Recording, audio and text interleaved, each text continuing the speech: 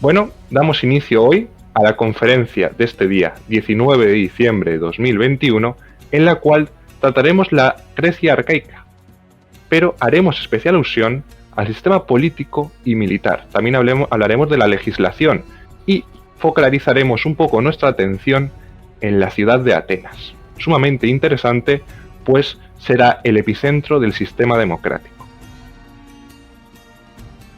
Antes de hablar de un proceso y un fenómeno sumamente interesante, que serviría como base para conformar los fenómenos clave de este periodo, voy a situar el periodo arcaico cronológicamente. Este daría inicio en el 776 a.C. Este año es especialmente importante, pues se considera el primer año en el que se darán inicio a las Olimpiadas, unas competiciones deportivas que se llevarán a cabo en la ciudad de Olimpia. Esta es la semántica tras el nombre. Se extenderá dicho periodo hasta el año 490 o 489, con el inicio de las guerras médicas. Veréis, antes de comenzar, las poblaciones se agrupaban en tribus. Bueno, en un principio eran gens, agrupaciones de familia, y poco a poco se irían conformando hasta dar lugar a las fatrias. Sin embargo, en el periodo arcaico ocurre un fenómeno sumamente interesante conocido como el sinecismo, el cual no es más que la agrupación de diferentes aldeas o tribus bajo un mismo sistema de gobierno y que siguen las mismas instituciones sociales. Generalmente, en este proceso de sinecismo destaca una ciudad, la cual pasará a ser el punto de referencia para el resto. Véase, por ejemplo, Atenas, o en el caso del Peloponeso, la región de Laconia, Esparta. Ahora bien, si bien este proceso de sinecismo conforma lo que nosotros posteriormente llamaremos polis o ciudades-estado, se puede apreciar una división clara. Un centro urbano, es decir, el núcleo de dicha ciudad-estado, conocido como el Asti, la cual a su vez cuenta con el Acrópolis, la Ágora, los edificios públicos de mayor envergadura, y también podemos establecer una diferencia entre este núcleo urbano y las aldeas anexionadas a dicha ciudad-estado, conocidas como Komai, con K de kilo. Estas aldeas y estos núcleos de habitación que se conforman en torno al centro urbano pueden o bien pasar paulatinamente a convertirse en un nuevo punto de referencia o desaparecer. El Jora, aunque se escribe como Chora, sería el territorio que conformaría toda la ciudad-estado, dedicado a la agricultura, a la ganadería y a diferentes actividades. Debemos entonces entender las ciudades-estado no solo como comunidades cívicas, sino como un espacio distribuido en la geografía. Aparece un concepto que no estaba vigente anteriormente y es la politeia, el derecho, la constitución de estas ciudades-estado. Tenéis que tener en cuenta que estos derechos se hallaban únicamente vinculados a los descendientes consanguíneos de dicha ciudad-estado. Es decir, los metecos, los extranjeros, no contaban con estos derechos, aunque luego se les tendrá en consideración, pero más adelante. Las ciudades-estado, si bien tenemos una concepción tradicional de que eran autarquías, es decir, ellas mismas eran autosuficientes en cuanto a recursos, en cuanto a leyes, y que eran independientes. Múltiples son las ocasiones en las que se forjan alianzas entre ciudades-estado que en un primer lugar recibirán el nombre de anfictionías, y más adelante, y especialmente importantes en las guerras médicas y en la guerra del Peloponeso, darán lugar a las famosas ligas. Pongamos, por ejemplo, la Liga de Delos o la Liga del Peloponesos. Antes del periodo arcaico, y ya estaríamos entrando un poco en terreno político, destacaba la figura del Basilios, el jefe, poco menos que el monarca. Este no desaparecerá en el periodo arcaico, pero perderá un poder. Bueno, perderá bastante poder, de hecho. ¿Frente a quién? Frente a los grupos aristocráticos, los cuales controlarán el territorio y el gobierno de él mismo mediante magistraturas. Las magistraturas tienen una serie de características. Primero de todo, eran anuales, limitadas a un número muy concreto de miembros, y cada uno de estos, a su vez, tenía atribuida una serie de funciones. A su vez, estas eran anuales, es decir, se debía elegir a estos magistrados cada año, pero no los podía elegir el pueblo, sino otra organización que haremos especial alusión posteriormente. Entre las dos principales ciudades de Estado, Atenas y Esparta, en el caso de Atenas nos encontramos con los arcontes, mientras que con Esparta los éforos. Ahora bien, si bien he indicado que estas magistraturas eran selectivas, aquellos encargados de elegir y controlar a dichos magistrados será el Consejo. Este tendrá un poder judicial y legislativo y, como bien indicado, controlará y designará a los magistrados. Y además harán, como el nombre bien indica, un papel de consejeros, los asesorarán.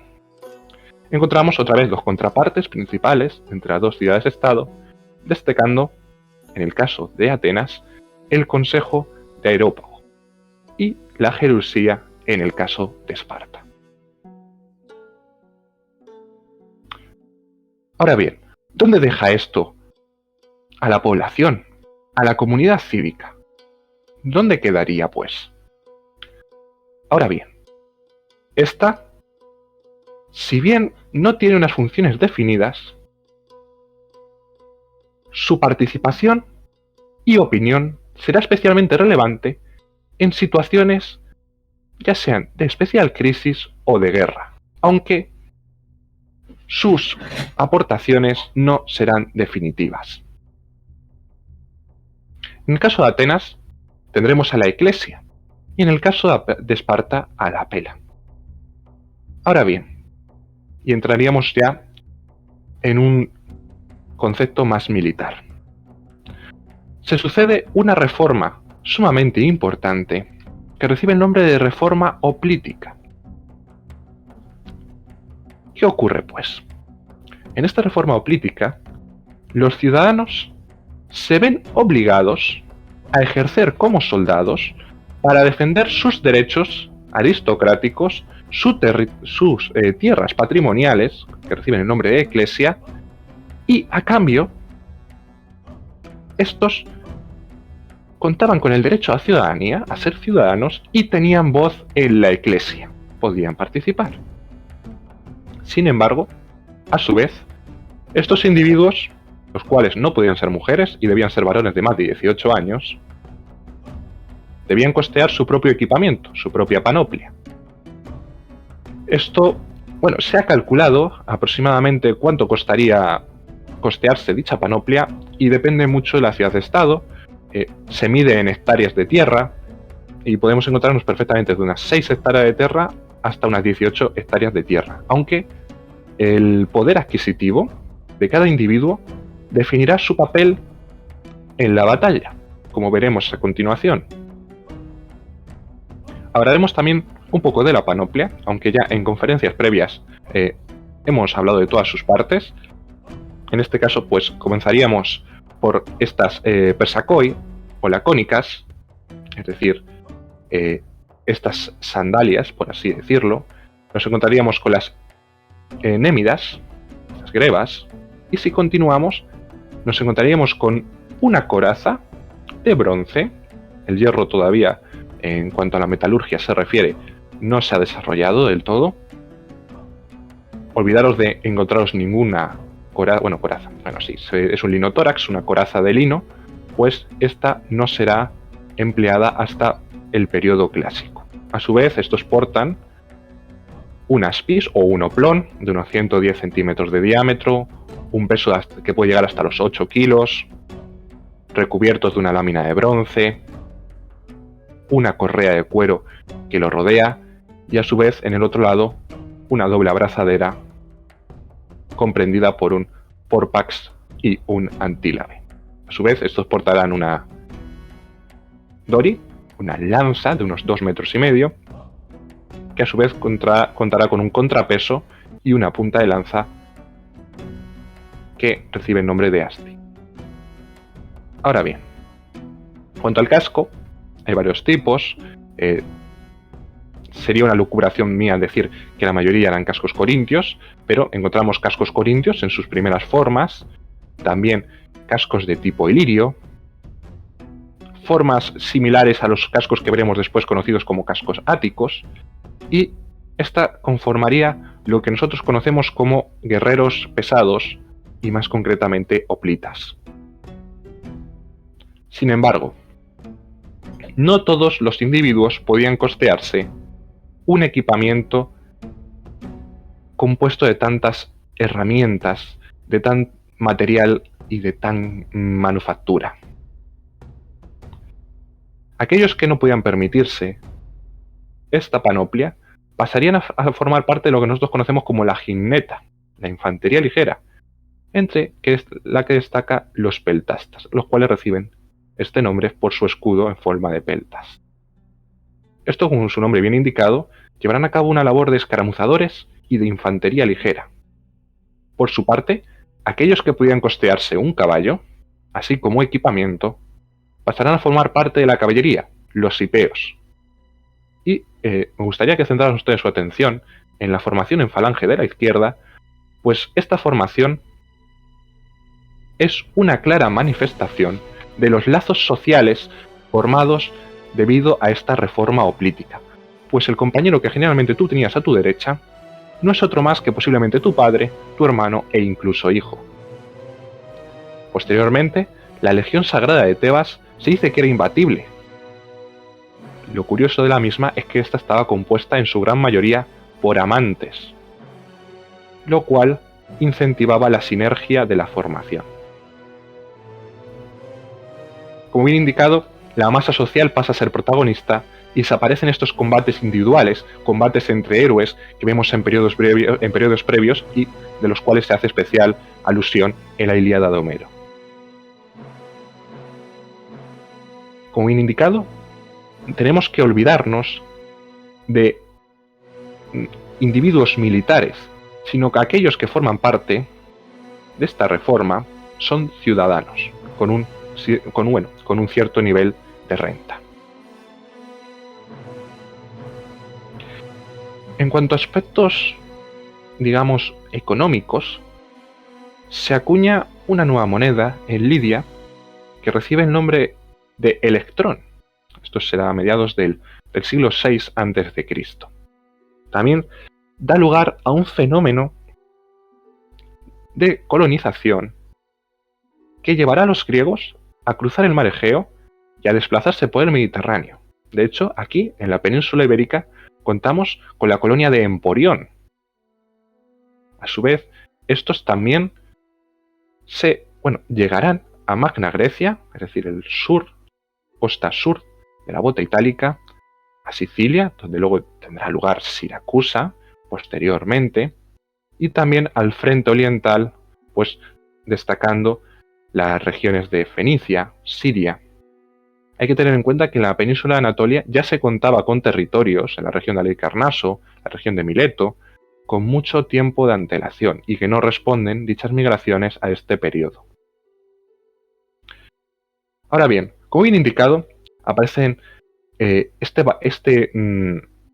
recurso mueble, es decir, la moneda, el electrón, también aparece el dracma, que vendría a significar en nuestro idioma como puñado, pues un dracma vendría a indicar todo aquello que se puede coger con una mano. Y más concretamente obelois, que es una especie de, podríamos decir, de pinchos, ¿eh? Y con un dracma se podían coger aproximadamente unos 6.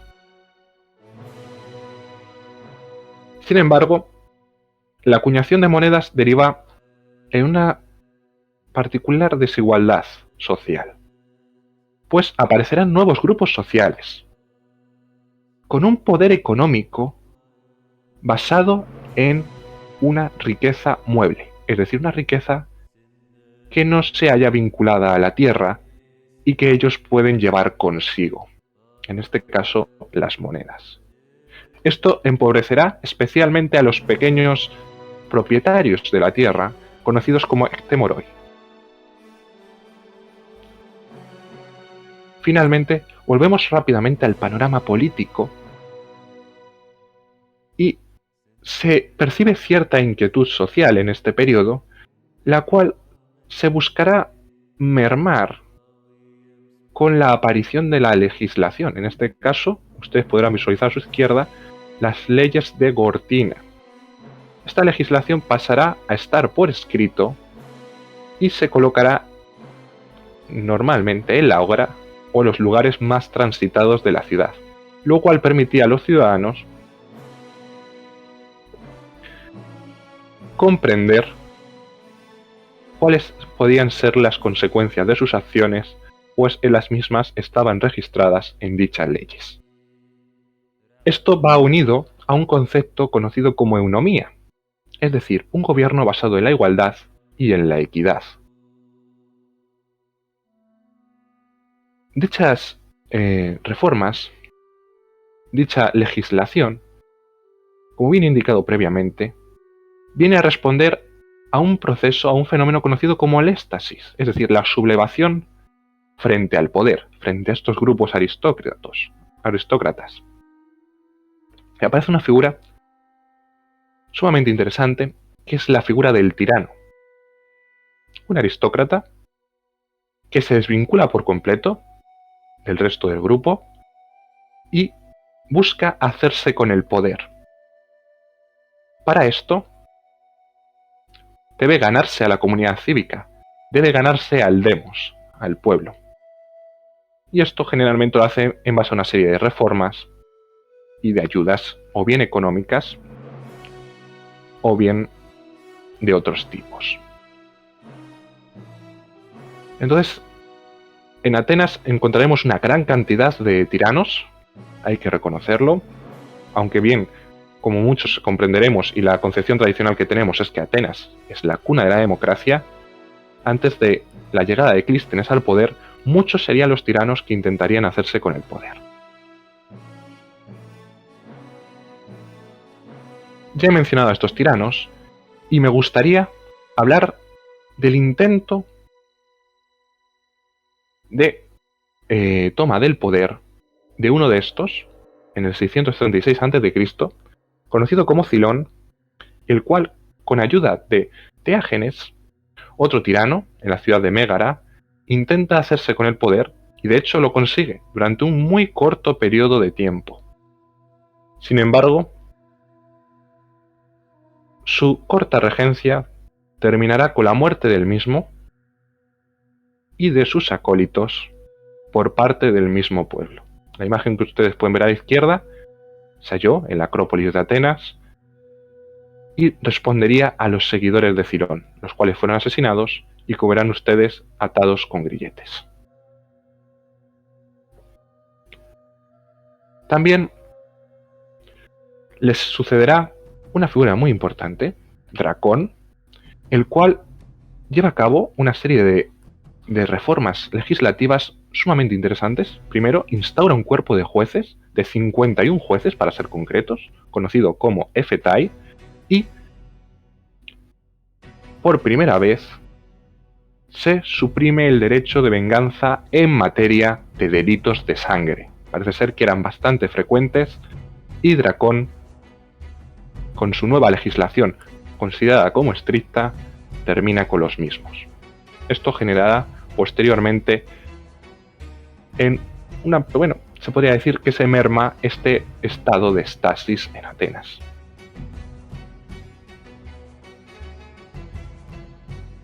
Aparece y destaca por encima de todos Solón, el cual en el 594 lleva a cabo una serie de leyes conocidas como Sysatia,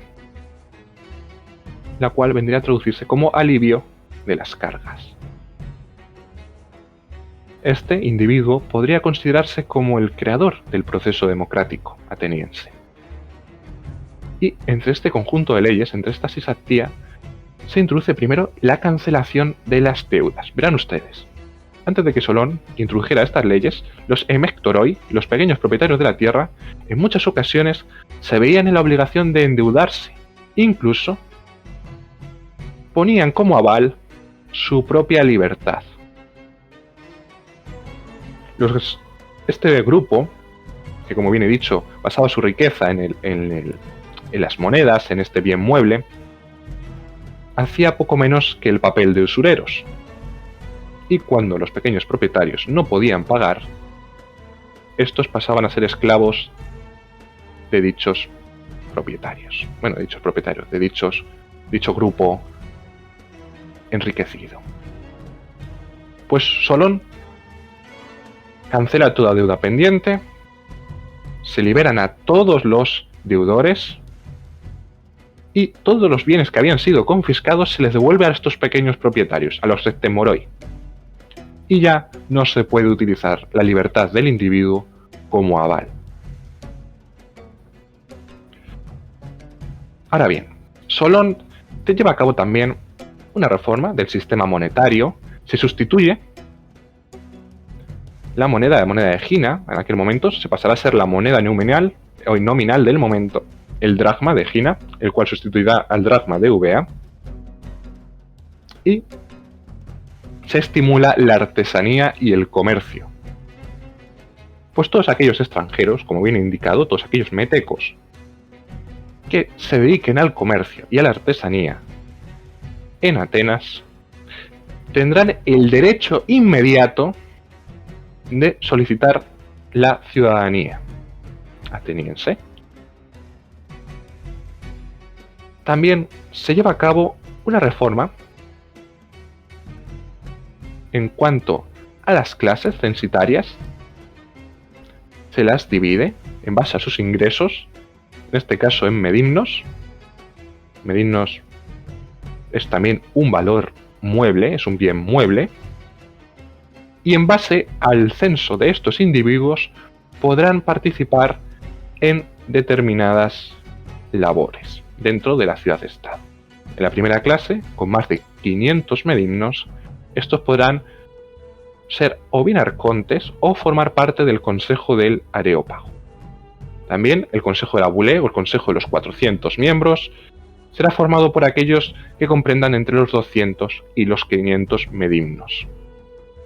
Entre estas clases destacan también los hoplitas, pues cuentan con los ingresos suficientes para costear su equipamiento. Finalmente, todos los grupos pueden participar en la asamblea, en la iglesia, independientemente de cuál sea su clase censitaria, pero obviamente aquellos con una clase de menos de 200 medimnos tendrán poca aportación social dentro de la ciudad-estado. Podría continuar, pero me gustaría, ante todo, que quedaran claros los principales conceptos y fenómenos políticos y sociales que caracterizan esta época. Le seguirán a Solón también Pisístrato, el cual será un tirano y, como he mencionado, Atenas, a pesar de ser la cuna de la democracia, que no pasará a serlo hasta con las reformas de Clístenes, el cual, entre otras reformas, buscará ante todo y sobre todo reforzar el sistema impuesto y las reformas impuestas por Solón. Claro, siempre en base a unos intereses. Bien, Pisístrato, entre una serie de reformas, destacan sobre todo pues, el favorecimiento del sector artesanal y comercial, y que busca impulsar el desarrollo urbano y cultural en Atenas, y también hace especial hincapié en las festividades de la misma, apareciendo las Panateneas, o el culto a Dionisio, el cual pasará a ser oficial. Ahora bien, podría entrar en materia del sistema democrático de Clístenes, pero me gustaría cerrar la sesión. Sé que ha sido algo escueta, pero me gustaría que los fenómenos y las características claves de este periodo queden claros para todos los asistentes. Ha sido un placer.